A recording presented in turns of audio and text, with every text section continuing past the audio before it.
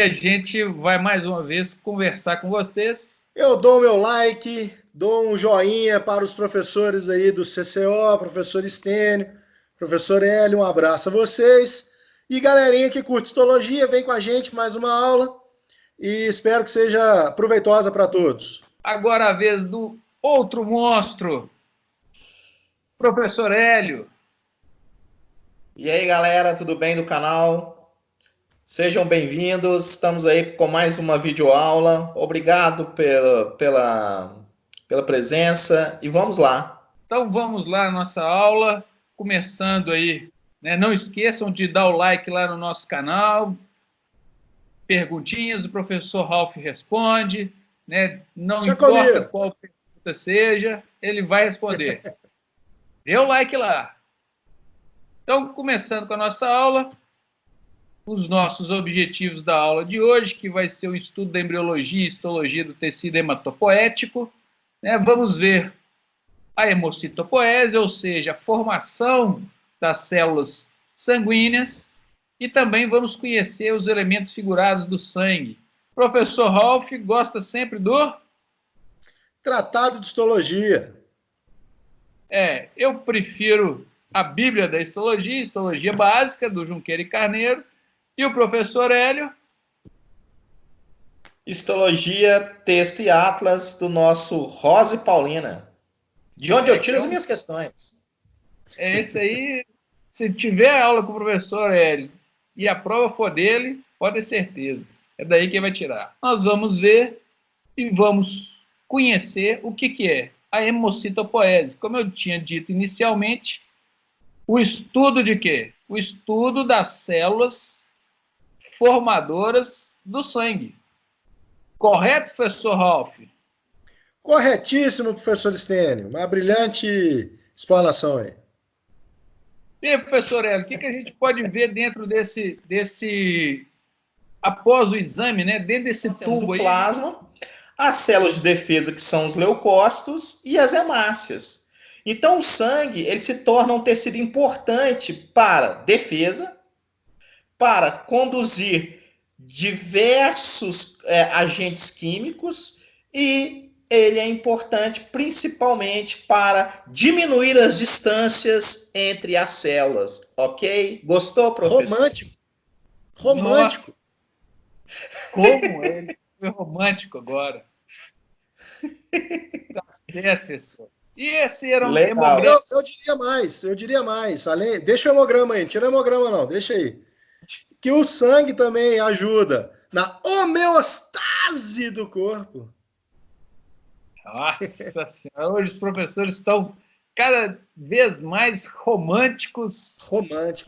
Aqui, eu pedi para ficar esse hemograma aí, que a galerinha de casa vai se familiarizar aí com as palavras que nós vamos dizer hoje ao longo da aula. Então, ali dentro do eritrograma, que seria a parte ligada aos eritrócitos, a gente tem a quantidade de eritrócitos, a quantidade de hemoglobina, né? Alguns detalhes. Quais são os significados de eritrócitos?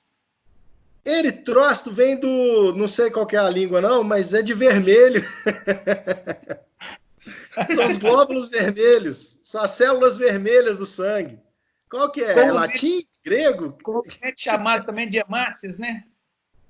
Também chamados de hemácias. E a parte depois do eritrograma está o leucograma, que aí vem a separação dos leucócitos. E aí você tem lá eosinófilo, basófilo, linfócito, monócito, neutrófilo, um monte de coisa aí que a gente vai falar durante a aula. E aí basta ter a curiosidade de a próxima vez que você estiver diante de um hemograma, você clicar na aula de hoje e revisitar os conceitos apresentados. Perfeito, professor. Segue o jogo. Vamos lá. Então, antes da gente falar de todos aqueles elementos figurados, a gente vai falar do plasma sanguíneo, que é, como o professor Hélio muito bem explanou, é um tecido fluido, onde que as células que estão presentes nele vão ser carreadas por esse plasma sanguíneo. Correto, professor Hélio? Correto, corretíssimo. Então, o sangue Ele é um tecido conjuntivo líquido, meu irmão. E a matriz, tá? A matriz é o plasma, ok? Tá bom? E esse plasma nessa doideira. Esse plasma eu tenho um conjunto de coisas nele, principalmente água. Água, foca, água. E depois eu tenho minerais, eu tenho hormônios, vitaminas, aminoácidos, glicose e entre outras coisitas. Gente, vocês sabiam que eu aprendi uma coisa legal lá no Frozen 2 com Olaf, que água tem memória? Que a molécula de água que está passando por você já passou por outros 4, no mínimo, 4 outros animais? Que isso? Segue o jogo! Segue o jogo! Falando do plasma sanguíneo, alguns constituintes dele são mais importantes do que outros. Todos são importantes, mas alguns têm uma importância maior. Né? Como, por exemplo, a albumina. A albumina é uma proteína que tem uma função importantíssima, que seria a manutenção da pressão osmótica. Outras proteínas, como as imunoglobulinas. Né? Essas imunoglobulinas servem para quê, professor de imunologia Hélio? As imunoglobulinas, conhecidas também como anticorpos, elas são agentes que estão na defesa do nosso corpo. Defesa de base humoral. Gostou? Muito bem, professor. Estou falando, é o professor de imunologia. Peraí. Além dos anticorpos, nós também temos o sistema complemento, que também está associado ao plasma e ele também está ajudando na defesa do seu corpo. Falou? Nossa senhora. Não, pessoal, a aula de imunologia vai ser depois. Vamos dar spoiler, não. Desculpa. Outra proteína importante são as lipoproteínas, né, que são as proteínas associadas aí às gorduras, que têm diferentes funções aí e que vão estar distribuídos aí para todas as células e órgãos corporais. E outra proteína também associada ao sistema sanguíneo são as protrombinas e fibrinogênios, né, professor Ralph? Isso aí. Moléculas essas envolvidas com a coagulação do sangue, no caso aí de você ter uma lesão. O meu destaque é que quando você faz uma dosagem de colesterol ou de gordura, um dos principais alvos, tem outros, mas um dos principais alvos são as lipoproteínas, né? LDL, HDL e VLDL. Seguindo o jogo, então, a gente vai fazer agora o conhecimento da hemocitopoese, ou seja, a formação das células do sangue que começam inicialmente lá nas primeiras semanas de gestação. Aqui a gente pode ver o tecido epitelial, o tecido mesenquimal do saco vitelínico, e aqui outras células mesenquimais, onde que delas vão se diferenciar células que vão originar os vasos sanguíneos, então células endoteliais, e dentro dessas células endoteliais, as células sanguíneas primitivas, que vão ser as primeiras células. Quais vão ser as primeiras células primitivas aí do sangue? Os eritrócitos, na verdade, são os eritroblastos, né? E aí a gente, através de um gráfico mais que a gente consegue visualizar no conjunto, a gente vê aqui que realmente primeiras células são produzidas no saco vitelínico. Correto, professor Hélio, monstro da embriologia? Então, quando a gente olha esse gráfico, nós temos que imaginar o seguinte: nós temos uma hemocitopoese pré-natal e uma hemocitopoese pós-natal. Quando a gente olha para a hemocitopoese pré-natal, o primeiro local do indivíduo em desenvolvimento a produzir células do sangue é o saco vitelino, conhecido hoje, né, Ralph, como vesícula umbilical primária, não é isso, professor Ralph? Isso aí. Vesícula umbilical primária e depois ela vira vesícula umbilical secundária. Depois, a produção de células do sangue sai desse anexo, esse embrionário, ou seja, está de fora do embrião, e vai para o interior do embrião, aonde entra o fígado, como primeiro local de produção de células do sangue do seu corpo. Depois vai para o baço. Depois, quem vai assumir a produção de células do sangue definitivo é a medula óssea vermelha. E depois, no sistema pós-natal, somente a medula óssea vermelha. Esse gráfico é muito interessante e é bom a gente lembrar dele, principalmente pelos nomes das células aqui. A gente vê células tronco, células progenitoras, células precursoras, que são os blastos, e aí eu havia dito isso lá no tecido conjuntivo, né? Blastos, né? Células jovens, e aqui as células maduras. Isso aqui é muito interessante também quando a gente observa a diferenciação celular, né? Onde que essas células tronco vão se diferenciar em progenitoras, essas em precursoras, essas maduras. Quer falar alguma coisa aí, professor Hélio? O que eu posso falar aí, segundo esse gráfico, é que quando você olha a coluna das células tronco, quando se observa a característica potencialidade, elas têm mais potencialidade em relação às outras linhagens, que estão em diferenciação, em relação à célula progenitora, às outras células precursoras e às células maduras. Potencialidade é aquela condição em que ela pode dar origem a alguma coisa. Então, essa indiferenciação leva a essa maior potencialidade. Ao passo que a capacidade de autorrenovação também ela é alta nas células tronco, mas à medida que esse gráfico vai andando para as células maduras, por exemplo, a atividade mitótica, ela tende a diminuir principalmente em algumas células. Não todas, mas em algumas células elas diminuem. Então, geralmente as células tronco têm uma alta atividade mitótica e as células diferenciadas diminuem sua atividade mitótica. E a morfologia de células maduras são bem características, ao passo que células tronco não tem uma morfologia muito clara. Quer completar, professor Ralph? Não? Massa.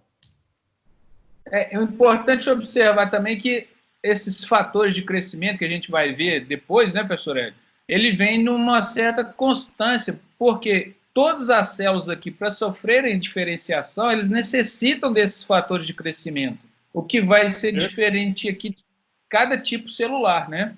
Mas todas necessitam, ou seja, elas para sofrerem diferenciação, sejam elas para realizar atividade mitótica, né? Ou para capacidade de autorrenovação, né? Então, costumo sempre dizer que o que é uma diferenciação, o que é uma célula diferenciada, né? É uma célula que tem uma morfologia, uma bioquímica e uma fisiologia específica, diferente da célula que não vai ter isso. Correto? Perfeito. Então, seguindo aí, a gente pode observar, guarda esse nome, hein, galera? Células tronco, células progenitoras, precursoras, e depois a gente vai dar o nome aos bois aqui das células maduras. Isso aí. Então, seguindo isso aí, a gente pode observar aqui, ó. Olha que bacana disso. As células tronco, as células progenitoras, as células precursoras, né? E as células maduras aqui, ó. Então, a gente tem, inicialmente, uma célula tronco, que vai se diferenciar em células tronco que vão originar uma linhagem que a gente chama de linhagem mieloide, e uma célula tronco que a gente vai chamar de uma linhagem linfóide. Linfóide por quê? Porque a partir delas a gente vai ter os linfócitos, enquanto que as de origem mieloide vão dar origem às células como os neutrófilos, eosinófilos e basófilos. Seguindo o jogo aí, a gente pode observar dentro desse grupo aqui, né? A gente vai caracterizar ele porque é um grupo bem bacana. Vocês podem observar, a gente vai ter uma célula madura aqui e uma célula nem totalmente madura aqui. Mas a gente pode observar que essas células de origem mieloide vão chegar e se diferenciando em monócitos e neutrófilos. A gente vai ver que esses fatores estimulantes de colônia, né, eles podem fazer o quê? Eles podem o quê? Ser estimulados, estimulam as células a se diferenciarem, né, então fazendo com que haja também uma proliferação dessas células já diferenciadas. Outra função desses fatores de crescimento também, ou fatores estimulantes de colônia, né, a gente pode observar que essas células vão se diferenciar em outras, como eu havia dito, né, lá no início lá, diferenciam-se em monócitos e neutrófilos. Quer falar mais alguma coisa aí, professor Ralph? Não, pode tocar que tá bonito. Também vão fazer com que haja uma apoptose, uma supressão da apoptose, correto, professor Hélio? Perfeito. Fatores de crescimento são inibidores de apoptose. Muito bem. E também elas podem fazer o quê? Fazer com que essas células se amadureçam, né? Então, fazer com que um neutrófilo... Lembra lá daquele hemograma? Tinha lá bastonetes, né? É um neutrófilo que vai se diferenciar no maduro. Um neutrófilo jovem e um neutrófilo maduro. E, por último, a gente pode observar também que essas células, que esses fatores de estimulantes aí de colônia fazem com que haja uma ativação funcional, ou seja, esse neutrófilo maduro aqui, ele começa a agir de acordo com as suas funções, né? Como, por exemplo, fagocitose, né? Secreção, entre outras funções. Algum acréscimo aí, professor Hélio?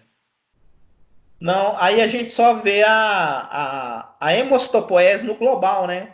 Que ela tem proliferação, diferenciação, maturação e estímulo funcional. Muito bem. Excelente. Fantástico, então. Seguindo o jogo, a gente vai ver na histologia, né? Olha, a gente pode observar aqui o quê? O periósteo. Tecido ósseo. Moléculas ósseas, né? Do tecido ósseo. E aqui a medula óssea vermelha.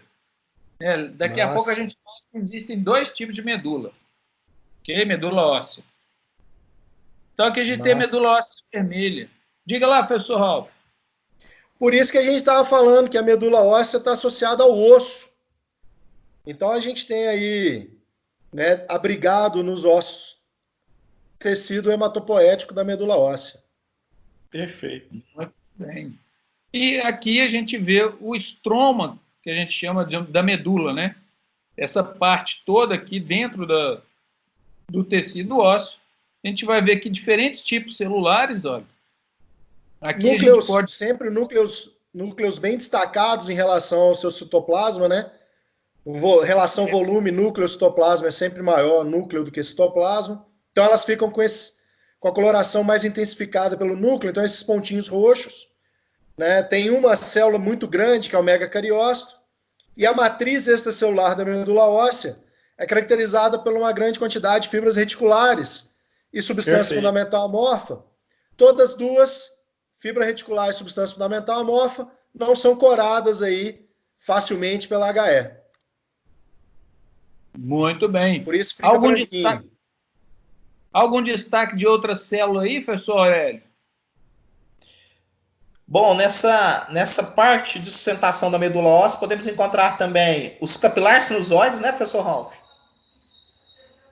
Exatamente, queridão. E às vezes a gente pode achar um tecido adiposo ali solto, uma célula adiposa, a gente pode encontrar também, né, professor Ralf? Aí já vai virando amarela. Dá spoiler, não. Lá na frente vai falar vermelho e amarelo, a diferença. Tá bom, tá bom, tá bom. Você não viu a pauta, você acha não? Umazinha, assim. O aumento tá pequeno. Não vai achando que qualquer buraco é célula, não. Pessoal, essas células aí, elas são originadas aleatoriamente ou elas sofrem indução? O que vocês acham? Me fala aí. Indução. São induzidas a formarem ou aleatórios. Tem os 2 modelos. Muito bem. Geralmente, quando o modelo é indutivo, né, pessoal, é porque tem algum estímulo e alguma necessidade do corpo, correto? Correto. Exatamente. E tem o modelo aleatório, né? Estocástico, é isso? Isso mesmo, estocástico.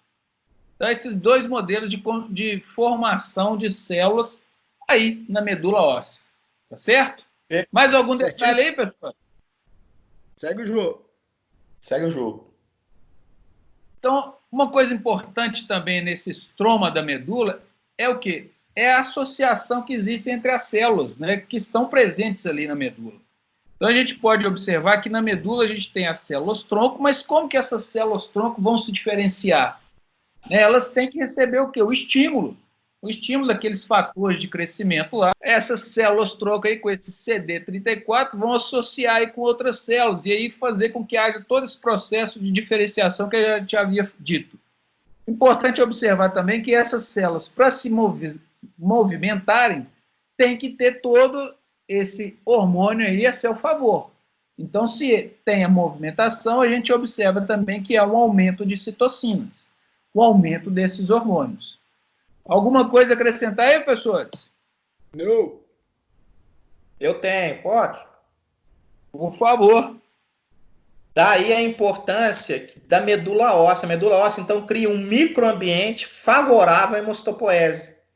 E o mais interessante, quando você olha para essa imagem, é que daí você consegue achar a explicação por que você tem dentro da medula óssea grupos de diferenciação. Você não tem uma diferenciação aleatória. Você tem grupos, e esses grupos são direcionados pelo microambiente estromal da medula óssea vermelha. Obrigado. Eu diria que a organização do tecido não é aleatória, só para não confundir com os modelos de formação de células sanguíneas. A distribuição das células no tecido que não é aleatória, porque formam esses microambientes que o professor Hélio destacou. Não confunda alhos com bugalhos, pequenos alunos guris aí. Muito bem. Pequenos, não sei. E aí a gente pode falar da medula óssea vermelha e medula óssea amarela, como eu havia dito. E aqui agora pode... sim, aí, professor Hélio, agora você fala aí da célula adiposa aí. Eu posso falar. Eu vou falar. Eu vou falar. Nós temos, então, no nosso organismo, 2 tipos de medula óssea. A medula óssea amarela, que é rica em célula gordurosa e não tem atividade hemocitopoética, e a medula óssea vermelha, que é aquela onde você tem uma intensa atividade hemocitopoética. Meus queridos, não confundam, pelo amor de Deus, medula óssea com medula espinhal, hein? Pelo amor de Deus. Esse é o destaque. Muito bem. Aqui a gente pode observar as trabéculas, né? E aí, professores, a medula óssea vermelha, ela dá lugar à medula óssea amarela ou ela origina a medula óssea amarela? Como é que é esse negócio aí? Como é que é, professor? A medula óssea vermelha, ela dá lugar à medula óssea amarela ou ela origina a medula óssea amarela? Como é que é isso aí? Para mim, ela dá lugar. Ela dá lugar. Se você voltar no conceito de hemostopoese intrauterina, me leva a crer que a medula óssea vermelha dá lugar para a medula óssea amarela. Muito bem. Até porque é dentro do osso e no mesmo osso, não é isso? À medida que nós vamos ficando mais velhos, vai acontecendo o quê? Essa medula óssea amarela vai entrando no lugar da medula óssea vermelha. É o que você disse no início do slide, lá aquela hora das fases de hemostopoese, né? Pós-natal. Então, no início, todos os ossos produzem, com o tempo, alguns ossos vão produzir. Muito bem.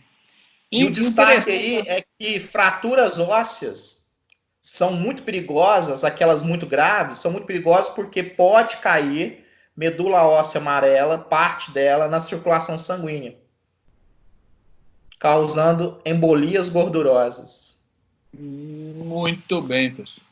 Então, a gente tem aqui, ó, as células tronco, e a partir delas a gente vai ter células da linhagem linfóide, né, e células da linhagem mieloide aqui, correto? Certo. Células progenitoras, células precursoras e as células maduras. Certo. Então vamos ver cada uma dessas células maduras aqui e como que elas chegam até, como que elas sofrem esse amadurecimento. E a morfologia final delas. Isso, muito bem. Eritropoese. Começamos com a hemácia. Isso, com os glóbulos vermelhos. Os eritrócitos. Que são eritrócitos, que são células que não vão possuir o quê? Núcleo.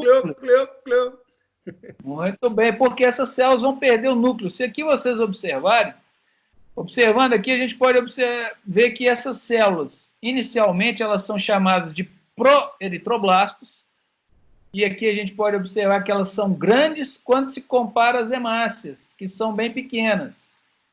Proeritroblasto tem núcleo, hemácias não possuem núcleo.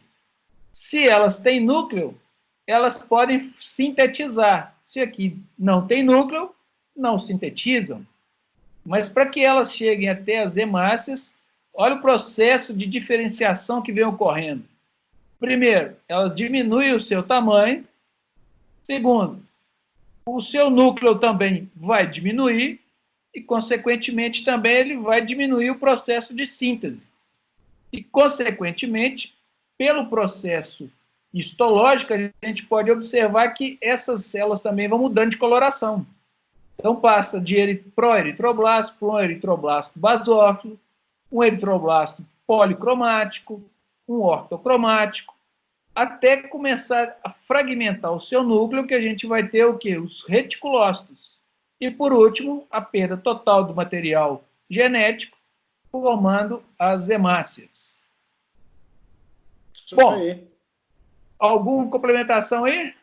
Reforçando que a importância do hormônio eritropoetina para esse processo, né, um hormônio que estimula essa formação de hemácias. O gráfico aí mostra, resumidamente, duas coisas importantíssimas para o camaradinha lembrar, esse gráfico aí do meio, que, na medida em que acontece a maturação da hemácia, aumenta os níveis de uma proteína citoplasmática chamada de hemoglobina, e a área nuclear vai de grande para zero. Olha lá no final do gráfico lá, 0. Belezinha? Não tem mais nada, né, professor? Então, aqui a gente pode ver os eritrócitos. Olha só. Uma coisa, dentro daquele hemograma, se vocês observaram, a gente tem uma distinção aqui na mulher e homem. Uma outra coisa que a gente pode observar também nas hemácias, que ela tem aquela formação, a morfologia dela, né? Ela é bicôncava, ou seja, achatada no centro. Não possui núcleo. E o tamanho delas mais ou menos em torno de 7 micrômetros. 7 a 8 micrômetros. Alguma coisa além disso, a gente chama de macrócitos. Alguma coisa menor do que isso, a gente chama de micrócitos. Ok? Algum destaque aí? Essa formatação da hemácia é graças à organização de citoesqueleto no interior delas. Muito bem. As menores células do nosso corpo. Menor célula? Uma das menores células do nosso corpo. Correto. E como disse o professor Ralph, a forma bicôncava dela garante, juntamente com o seu citoesqueleto, garante que ela possa se torcer passando por aqueles capilares estreitos, né? E distribuindo oxigênio para os tecidos. É até uma boa lembrar aqui, né, professor? Como que essas células saem da medula óssea e vão para os capilares? É que os capilares típicos dos órgãos hematopoéticos são chamados capilares sinusoides, que são morfologicamente caracterizados por terem uma descontinuidade tanto de membrana basal quanto das células de revestimento, que são as chamadas células endoteliais. Perfeito. Aí elas tendo esses espaços nessa descontinuidade da estrutura do capilar, é mais fácil então para as células transitarem do tecido hematopoético para dentro desse capilar e daí seguir do capilar para uma veia, da uma veia para o coração, do coração para uma artéria e voltar tudo e por aí vai. Muito bem, pessoal. Eu posso fazer um destaque? Pode, lógico. Hemácias de peixe tem núcleo, tá?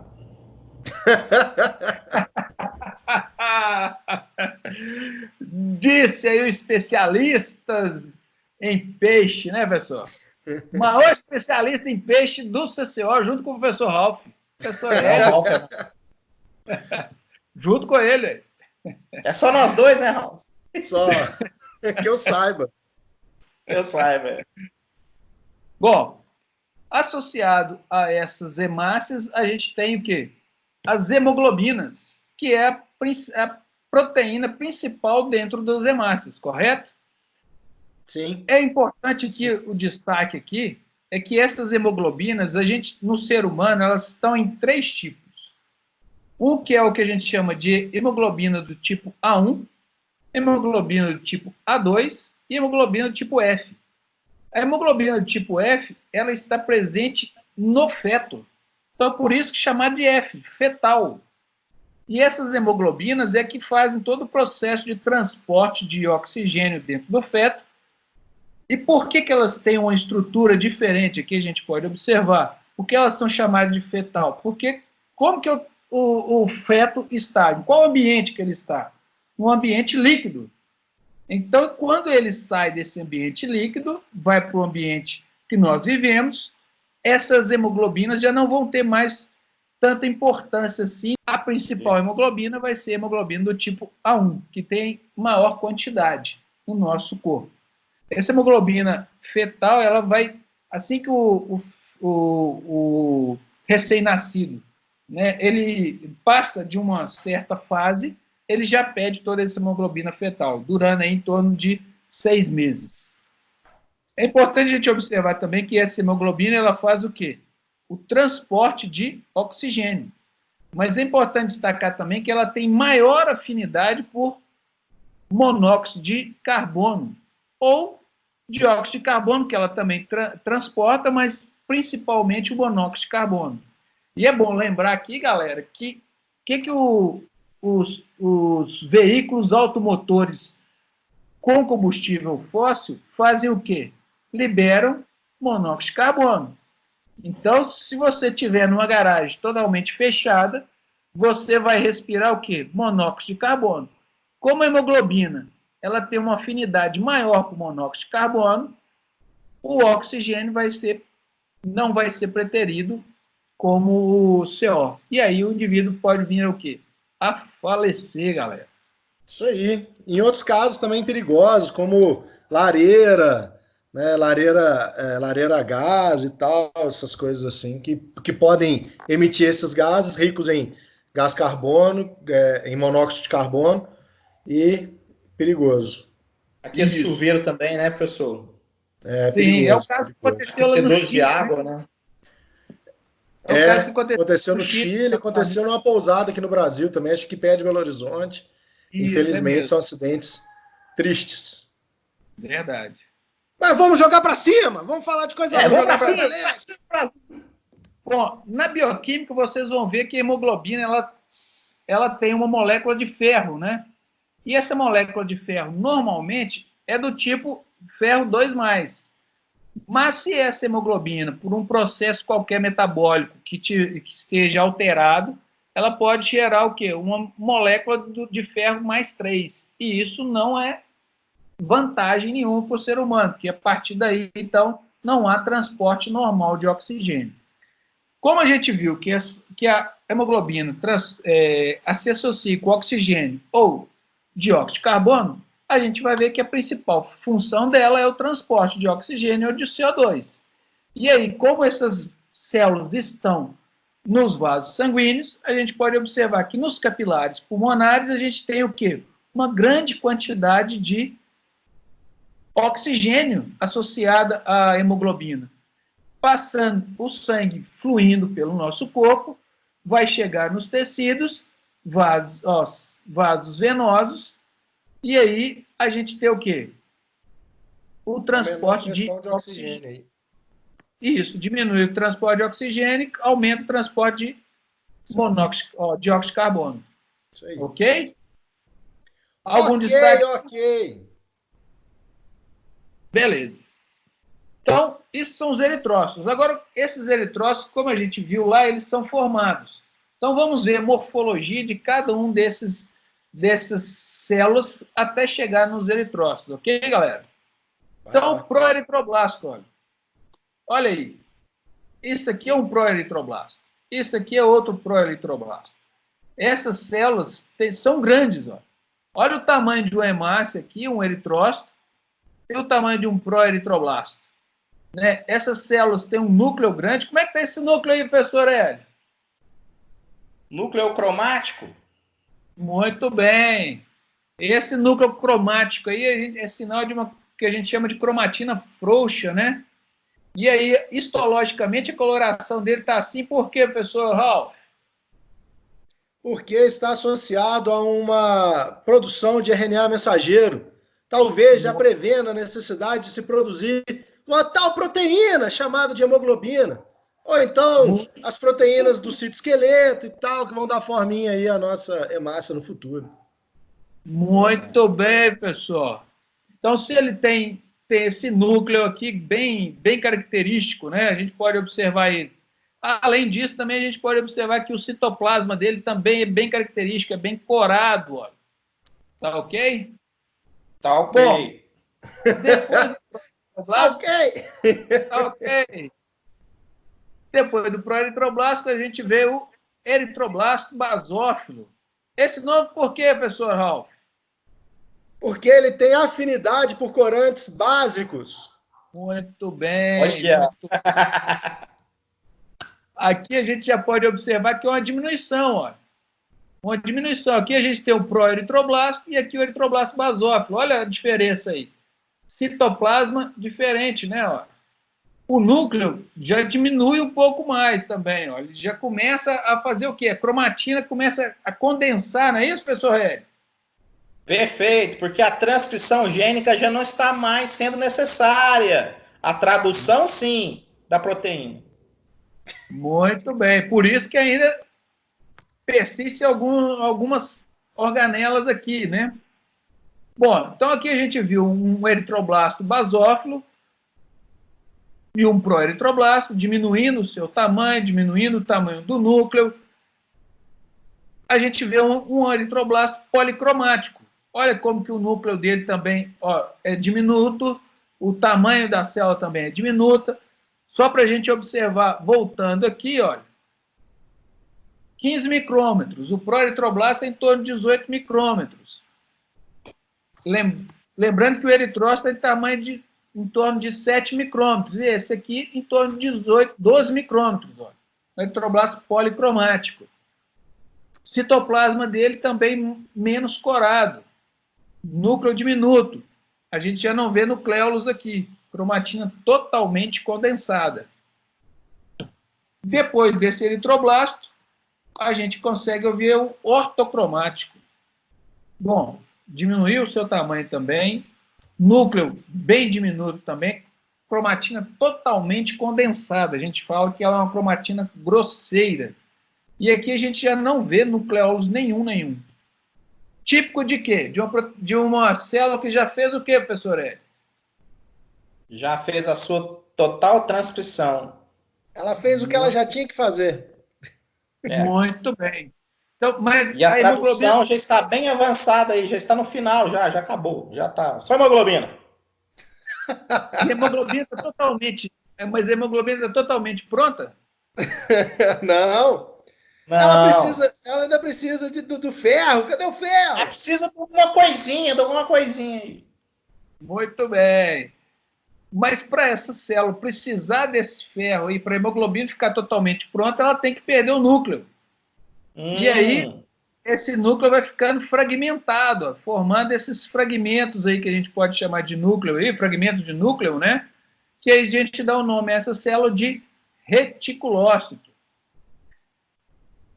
Uma coisa importante também se dizer é que essa célula aqui, né, a gente consegue observar ela no sangue ou lá no medula óssea, professor Ralph? Essa daí já foi para o sangue. Já foi para o sangue. Enquanto que aquelas outras a gente observava na medula óssea, correto, professor Hélio? Certo. Foi mal. Correto. Inclusive, eu ia até te perguntar, não é muito comum ver aquelas células mais jovens do sangue, né? Apesar de ser esfregar sanguíneo, né? Sim. Faz esse destaque.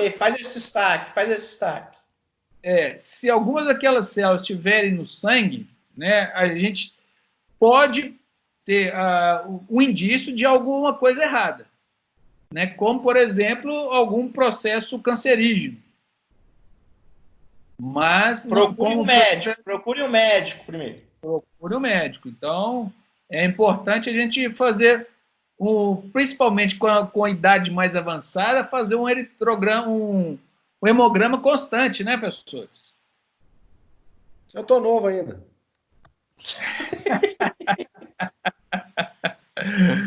É só sugestão, professor.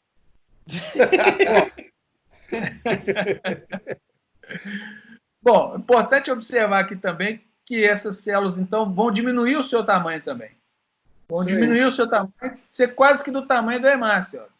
Elas costumam ser do tamanho do hemácia, né? Mas uma grande quantidade dessas células no sangue também, a gente já desconfia de alguma coisa. Porque, olha aí, cerca de 2% dessas células não podem estar presentes no sangue. E, por último, essas células originam quem? As hemácias, olha. Essas células aqui são as hemácias. Por que não está corado aí, professor Aurélio? Quê? Por que essas estão coradas? Ela está corada sim, só a coloração ficou ruim. Elas coram pela eosina, sim. Elas coram pela eosina. Eu acho que ele queria que você falasse que ela não tem núcleo. Tá. Tá certo. Tá certo. Estão coradas mesmo. Estou conseguindo ver elas. Então, isso aqui é célula, né? Tá certo. Cuidado que esse grupinho aí não é célula, não. Esse trem aí, ó, não é não. Isso que eu ia te perguntar, pessoal. Isso é pegadinha do malandro. Muito bem. Bom, e aqui então estão as células chamadas de hemácias, eritrócitos, glóbulos vermelhos, né? São células que vão transportar os gases do nosso corpo, ok? Então elas têm. Por que elas são esse formato aqui, né? Essa imagem negativa aqui, professor Ralph? Por que tem essa imagem? Ideia de ser um disquinho bicôncavo. Aí dando uma chatadazinha aí no meio, ele fica um pouco mais transparente do que as bordinhas. Nossa Senhora. Muito bem. Então, essas células aí, elas vão fazer o quê? Elas vão transportar e elas têm uma durabilidade, né? Em torno aí de 120 dias no nosso corpo. Elas não têm núcleo, né? Então não tem como durar muito também, não. Justamente. Bom, como que essas células, então, vão amadurecer? Faça seu destaque aí, professor Ralph, agora. Para quem não aprendeu ainda, o hormônio-chave nesse processo se chama eritropoetina. E esse hormônio é produzido lá nos rins. Olha a nossa aula lá de sistema urinário. Tem lá uma aula excelente de sistema urinário, falando lá da produção da eritropoetina. E aí, essa eritropoetina, então, ela estimula a medula óssea a produzir mais células vermelhas, né? Mais eritrócitos. Certíssimo? Certíssimo, professor. Algum destaque aí, professor Hélio? Eu tenho. Diga lá. Teve um jogo aí na Libertadores. Cruzeiro e Real Potosí. O Cruzeiro perdeu de 7-1. Por que perdeu lá na Bolívia de 7-1? Eu só lembro do 6-1 lá em Sete Lagoas, professor. A resposta certa é a letra C. Pelo amor de Deus. A resposta certa é a letra C por causa do oxigênio atmosférico, que é mais baixo lá nas grandes altitudes. Então a tensão de oxigênio estimula a eritropoetese. Eritropoese.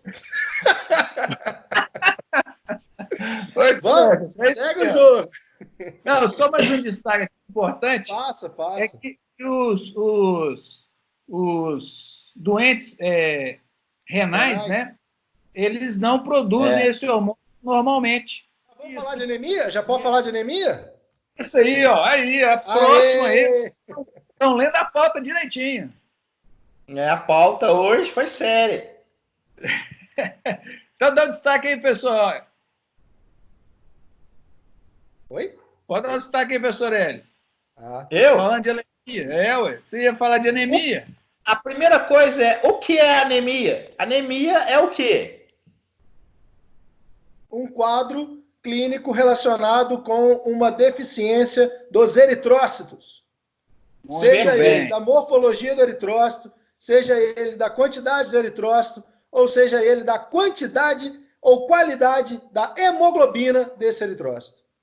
Por isso que na anemia o indivíduo fica cansado, desanimado, porque a condução de oxigênio está sendo prejudicada, né? Então nós temos vários tipos de anemia: anemia deficiente de ferro, anemia por hemorragia, anemia por genética, anemia falciforme, não é isso? Anemia por verme sugando seu sangue. Nossa Senhora! O famoso amarelão, Jeca Tatu, amarelão. Verdade, professor, verdade. É importante realmente destacar que não existe 1, 2, 3 tipos, são vários os tipos de anemia. São vários tipos. Eu quero fazer um destaque aí para a vitamina B12, para o camaradinha ver também a nossa aula de digestório. Vai lá, aula de digestório, aula de estômago. Vê o que tem a ver com a vitamina B12 e coloca nos comentários. Muito bem.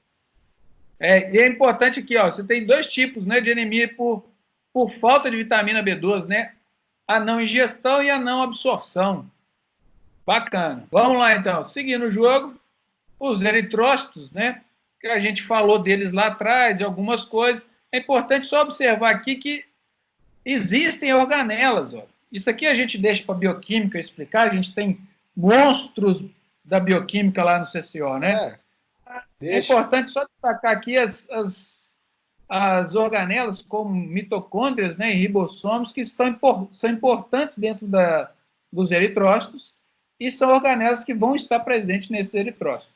Aproveitando aí só para mostrar aí o transporte do ferro pela transferrina vindo de fora. Então, esse ferro é internalizado e depois da hemoglobina pronta, esse ferro é adicionado lá na proteína final, formando o grupo hemo aí da hemoglobina. Muito bem. Então, depois dessa aula de eritrócitos, vamos passar para o próximo elemento figurado, que vão ser os glóbulos brancos. E aí a gente também observa conhecidos como leucócitos. Leucócitos. Aqui a gente vê os 5 tipos de leucócitos básicos, né, que a gente observa aqui, que são os granulócitos. Por que granulócitos, professor Hélio? Porque eles apresentam grânulos visíveis ao microscópio de luz no seu citoplasma. Que a gente chama de grânulos azurófilos, né? Ou melhor, grânulos específicos e grânulos azurófilos. Esse negócio de azul não é comigo, já te falei 1000 vezes. Esse negócio de azul não é comigo. Mas se eu ver, o azul te persegue, professor. Tem jeito. Não. Então, aqui os granulócitos, que a gente pode observar aqui, ó, pequenos granulócitos, como granulócitos mais grosseiros, como esse aqui. Então, a gente vê pequenos os neutrófilos. Isso. Então, a gente vê os neutrófilos, a gente vê o eosinófilo e aqui a gente vê o basófilo. E aqui embaixo, os leucócitos agranulócitos, que não vão ter esses grânulos específicos aí. Vão ter os grânulos azurófilos, mas não vão ter os grânulos específicos. Mas como na coloração, a gente não observa esses grânulos aí com detalhes como os de cima. Por isso, agranulócitos, quer dizer. E aqui a gente observa um monócito e aqui um linfócito. Só para dar um spoiler aqui, observem só o tamanho dessas células aí. Para não perder o hábito, né?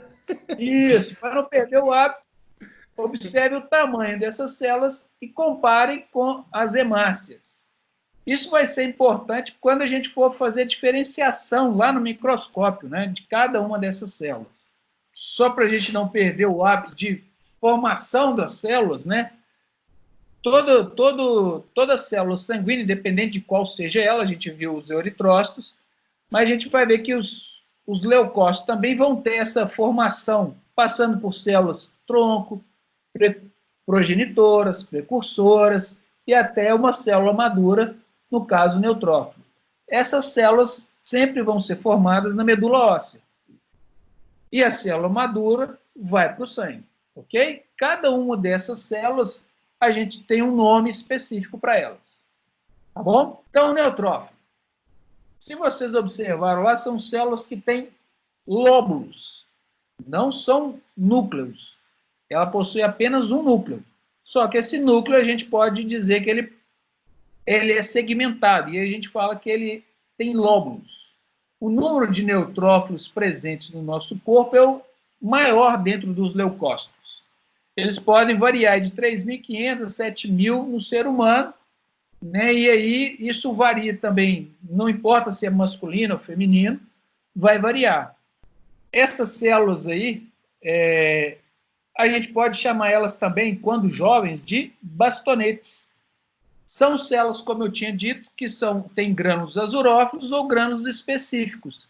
Por terem grânulos específicos, elas vão ter diferentes funções.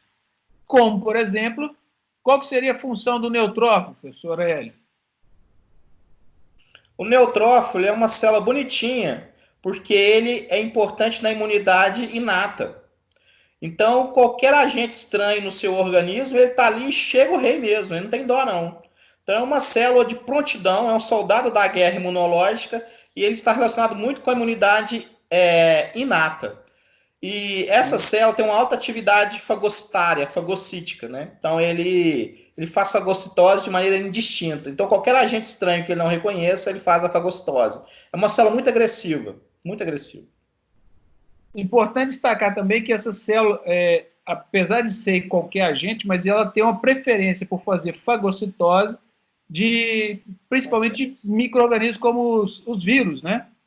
Bactérias. Bactérias também. Sim, mas aí quando bactérias e vírus, isso. Tanto é que a gente observa quando um indivíduo está com um problema de garganta, por exemplo, né? Se faz um hemograma e isso aqui vai estar alterado, né? Esse hemograma com os neutrófilos elevados, correto? Você pode esperar aí um cara com algum quadro infeccioso, em especial bacteriano, um aumento de neutrófilos lá no leucograma. Muito bem. E aí a gente pode observar isso também de acordo com o tipo de grânulo específico. Olha, fosfatase alcalina, né? Lisozima, que vai quebrar parede de bactéria, né? Então, assim, a gente observa os grânulos e a gente associa com o quê? Com a função delas. Lembrando aqui, galera, que esses neutrófilos, os neutrófilos maduros, eles têm uma vida útil deles e dentro de um pH ótimo também. Fora isso, eles vivem muito pouco ou eles vão morrer dependendo do tipo de pH. Então, como que é um neutrófilo? Olha aí. Esse aqui é um neutrófilo maduro. E esse aqui? Bastonete. Seria, pessoal, bastonete, um neutrófilo jovem. Aqui a gente pode observar, ó, tem 1, 2, 3 lóbulos. Mas o normal deles é esse aí, 3, 4 lóbulos, eles podendo chegar até 5 lóbulos. 2 lóbulos já é considerado um neutrófilo jovem ainda, que pode ainda estar dentro da medula óssea. Algum destaque aí, pessoas? Não. Passando para outra célula, então, os eosinófilos. Eosinófilos são células que são grandes também, olha. Porém, se a gente for olhar, elas são um pouco menores ou quase que do mesmo tamanho do que os neutrófilos. Os eosinófilos são bilobulados. Ah, mas e os neutrófilos bilobulados? Qual que vai ser a diferença deles, professor Hélio? A diferença é a cor, né? Os eosinófilos têm aqueles grânulos específicos bem corados pela eosina, bem rosa. E os grânulos também são mais grosseiros, né? Enquanto que nos neutrófilos eles são mais delgados, mais finos, correto? Professor Stênio, fazer um destaque aí sobre o tipo de coloração que é utilizado para estudar sangue, né, Ralph? Então nós temos vários tipos de corantes especiais para sangue, e esses corantes destacam as cores mais rosas, roxas ou mais...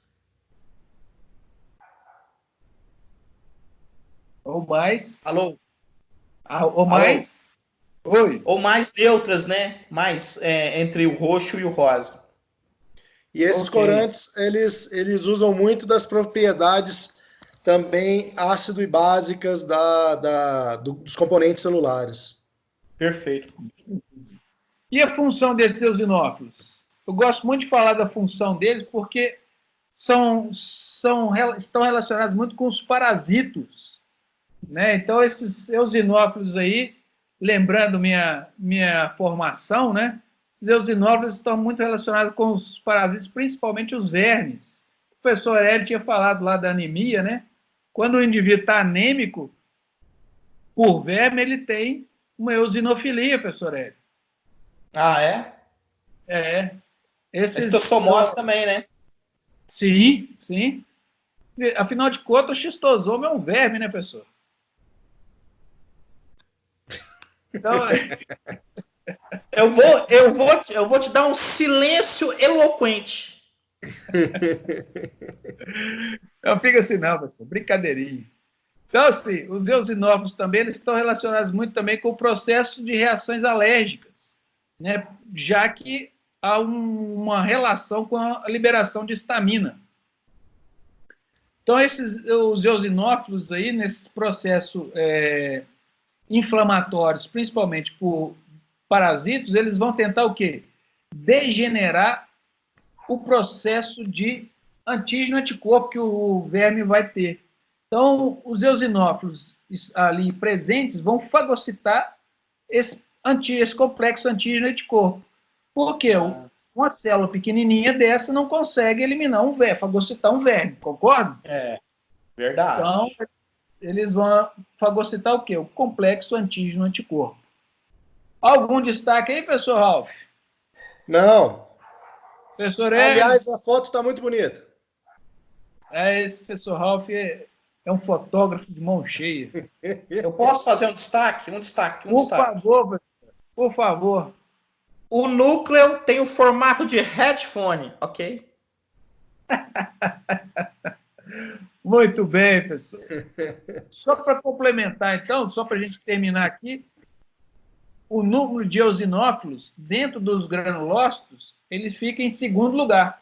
Enquanto que lá nos eosinófilos tinha em torno de, né, no ser humano, em torno de 3.500 a 7.000, os eosinófilos têm em torno de 150 a 400. Ok? Ok. Passando para os basófilos, são os leucócitos com menor quantidade dentro do ser humano. Às vezes um hemograma vem lá, 0 de basófilos. Por que isso, professores? A célula mal vista entre as outras, ninguém quer andar com ela. É verdade. É uma célula isolada. Uma célula os muito basófilos, os basófilos, não, mas brincadeira à parte, basófilos são realmente células intrigantes. Elas são células que desafiam um pouco aí o nosso conhecimento. Né? Eles são ricos em grânulos basófilos, né, como o próprio nome sugere, né, estão associados também a processos de resposta à alergia, mas tem pouquíssima ocorrência no sangue periférico. Muito bem. São células, então, que estão com função de quê? De fazer uma intervenção nas reações anafiláticas, né? E também estão relacionados com a leucemia mieloide crônica, hipertiroidismo, entre outras doenças aí. Quando essas doenças estão presentes, a gente tem esse aumento dessas células aqui no corpo.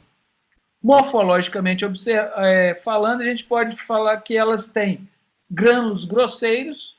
O núcleo, apesar de alguns falarem que é em forma de S, não dá muito para observar nas imagens normalmente, né? Precisaria de uma coloração mais específica. E esses grânulos... Os grânulos escondem muito o núcleo, porque são grânulos grandes, esconde muito o núcleo, é difícil de ver. Muito bem. São repletos aí de substâncias, né? Como, por exemplo, peroxidases, enzimas lisossômicas, entre outras coisas aí. Então, mas é uma célula pequena comparado aos outros, né? Aos outros leucócitos. Um pouquinho maior do que as hemácias, mas menores do que os outros leucócitos. Ok? Seguindo o jogo? Segue! Ok. Passando agora para os agranulócitos, a gente tem os monócitos. Olha que monócito bonito aí, né? Não, professor Ralph? Foto bonita, foto bonita. Pois é que... Em breve vai estar no nosso Atlas Citológico, não vai? Vai. Já está quase finalizado. Esse grande... quase que garra, esse quase que fonte. Não, ele está faltando só alguns detalhes para finalizar mesmo, professor. Esse detalhe que estraga tudo.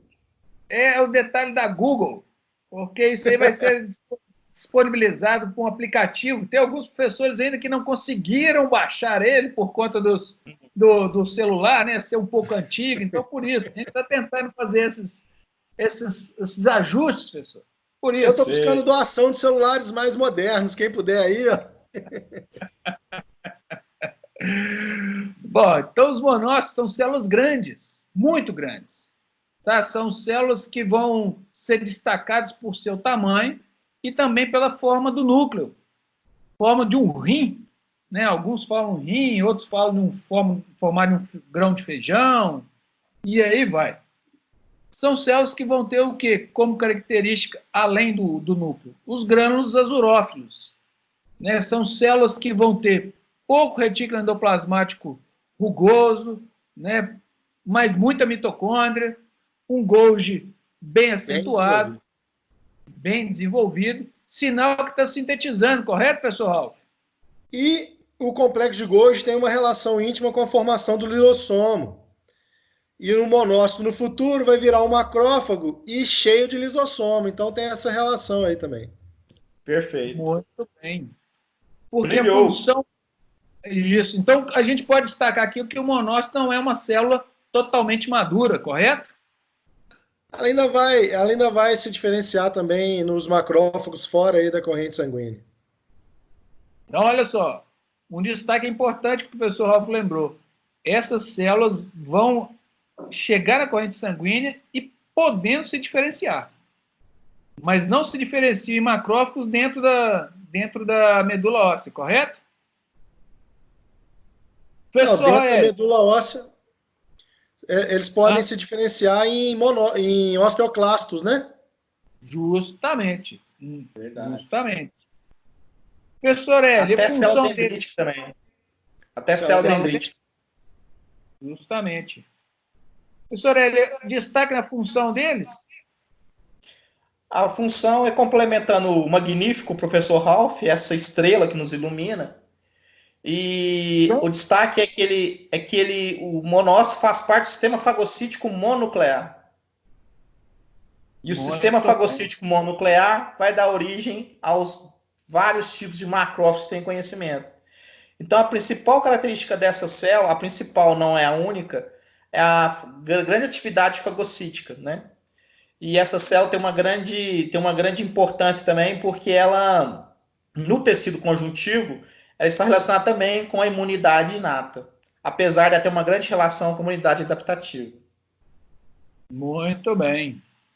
Bom, e para encerrarmos esses elementos figurados aí, ó, essas células leucocitárias, né, a gente chega aqui aos linfócitos. E é interessante observar que os linfócitos eles podem adquirir diferentes formas, né? Que a gente tem um linfócito normal, que um núcleo característico por ter um núcleo bem grande, mas o tamanho da sua célula é semelhante ao tamanho de uma hemácia, né? Em torno de 9 micrômetros aí, 8, 9 micrômetros, enquanto que a hemácia vai ter em torno de 7 a 8 micrômetros. E essas células, então, elas podem ficar ativadas, né? Podem estar ativadas com um citoplasma contendo alguns grânulos mais específicos, ou então podem também se diferenciar e formar o que a gente chama de plasmócitos. Então, essas células não são totalmente diferenciadas. Esses linfócitos aí podem ser de quantos tipos, professor Hélio? Quantos tipos? Isso. A divisão mais básica é linfócitos B e T. Aí tem o NK também, que é o natural killer, né? Que a gente estava até discutindo, seria uma variação do linfócito T, né? Que é isso aí também, né, professor? Olha a quantidade de outros tipos aí também, né? Mas morfologicamente, eles assumem a mesma carinha. Perfeito. Para você distinguir esses subtipos, você tem que buscar os marcadores que estão na superfície membranar dele aí, ó. Na superfície da membrana plasmática, ele vai ter diferentes marcadores. e aí podendo, então, ser diferenciados nos vários subtipos. Perfeito. Isso. Então, o pai da coloração seria com o professor Ralph mesmo. É isso aí. Mas já que ele já adiantou, vamos lá. É muito bem lembrado, pessoal. Muito bem lembrado. Aí nem sei se é um processo de coloração, não. Eu sugeria você fazer não, fugiu o nome da palavra. Uma citometria de fluxo. Citometria de fluxo. Muito bem. Lembrando aqui que essas células são as segundas em termos de quantidade no nosso corpo e dentro das células sanguíneas, né? Torno de 1.500 a 2.500 células, os linfócitos perdendo apenas para os neutrófilos. Essas células aqui são células, como eu disse, que têm grânulos azurófilos, mas não grânulos específicos, a não ser quando elas estejam o quê? Ativadas. E como o professor Hélio disse, elas têm uma origem, os linfócitos B lá da medula, não é isso, professor? E o T do timo. Isso aí. Original, imunocompetência. Imunocompetência, justamente. Bonito. Passando, então, agora saindo dos leucócitos, entrando para os megacariócitos. Megacariócitos vão estar na medula. E esses megacariócitos, isso aqui são vários núcleos, professor Ralph? O que acontece nessa célula é um fenômeno muito particular e muito interessante. Ela sofre mitoses incompletas, chamadas de endomitoses, onde o núcleo se replica, mas ele não se divide completamente. Então fica uma célula com vários núcleos coalescidos, unidos. E ela vira poli-N. Lembra aquele negócio de N, 2N, N, ploidia, haploidia, blá, blá, blá? Ela vira poliploide. Nossa. Legal. Muito bacana.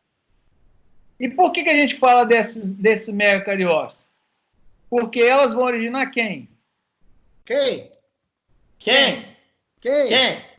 Ela, quem que vai originar? Quem que ela vai originar? As plaquetas. Olha, no processo de fragmentação do citoplasma, os megacariócitos, então, originam as plaquetas. Que são esses pedacinhos de células, né? Aqui a gente vê as hemácias, aqui esses pedacinhos de células que foram originados dos megacariócitos. Bom, esse processo, por que essas células vão ter essa coloração aqui, professor Ralph? Qual delas? Desculpa, os pedacinhos de células aqui. Esses pedacinhos de células têm essa coloração por conta do conteúdo citoplasmático delas. Que ela tem grânulos bem desenvolvidos, né? Grânulos eletrondensos, né? Além disso, a gente vê também o quê? Mitocôndrias. Esses grânulos acabam dando uma coloração. É um fragmento de citoplasma, né? Você vê que para haver essa fragmentação de citoplasma, tem essa formação de um citoesqueleto bem desenvolvido aí ao redor da plaqueta. Aí os filamentos submembranosos aí, ó, que é uma proteína plaquetária contrátil, que é citoesqueleto, exatamente participando do momento da fragmentação das plaquetas. Perfeito. Muito bem, muito bem. Então, você brilhou de novo. Como é que chama? Canes maiores? Canes maior. Eu já vou passar ele para Aldebaran de Touro. Que é maior que Canes. Como é que é? Aldebaran? Aldebaran de Touro. Aldebaran de Touro. Pelo amor de Deus. Nossa Senhora.